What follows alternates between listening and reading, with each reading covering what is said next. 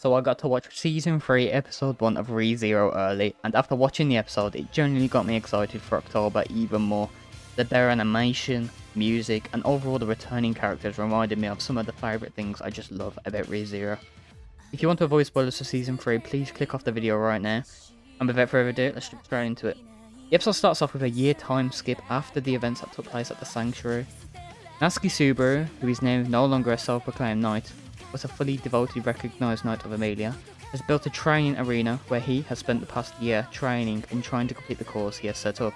This is where we get introduced to his choice of weapon, which is a whip that he seems to have perfect control of using it and hitting its targets. After finally completing the training course he had built, he lays down on the ground panting and basking in this achievement.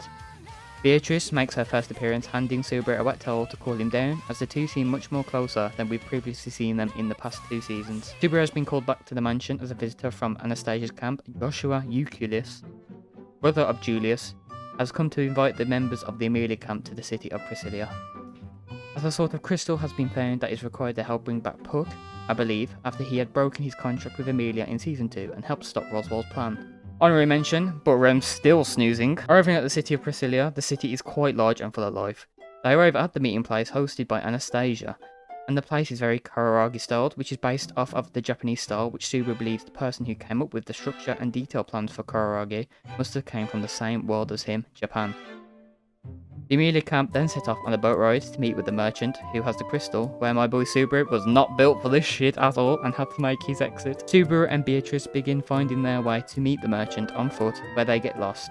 Subaru hears singing and goes to explore, where we get introduced to the diva, Liliana. Subaru takes the piss out of the lyrics and gets shit through him. Then the two sing a song about age gaps. What? We finally see Regulus Cornelius again, as bro does not know the meaning of personal space whatsoever. We see the bum from the very first episode make an appearance, and hello Reinhardt! Garfield spider sense tingles and jumps Reinhardt, getting depressed in the big difference in power afterwards. It seems all the candidates got invited to the meeting, as a bombshell is dropped as Anastasia has information regarding the Archbishop of Gluttony. You know, the one who turned Rem into a sleeping vegetable. Yeah, him. Reinhardt's father makes his first appearance in the anime. Bro's been hitting it too many times. Garfield has PTSD of Elsa. I mean, goddamn, who wouldn't? And his mommy issues arise even further when he sees who looks to be his actual mother, again after all these years. Subaru is now on his own when he's reunited with the dude from season 1 yet again. Yeah, Mr. Backstabber. A woman covered in bandages appears from on top of the clock tower, who seems to be on the watch list for child kidnapping. Serious? Romany Conte? Oh god, the flashbacks.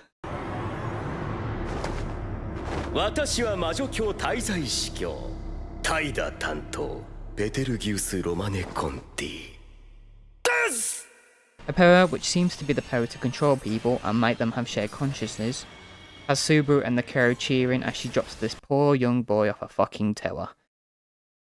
Huh? Head first, as everyone's brains get crushed.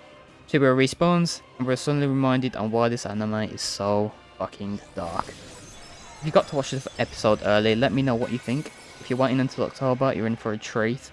This episode being an hour and a half might seem like a drag. However, the start of Arc 5 was mainly discussions which seem to have been fitting into this hour and a half special, leaving us hanging with a nice gruesome Subaru Natsuki death, leaving anime onlys wondering what'll happen next.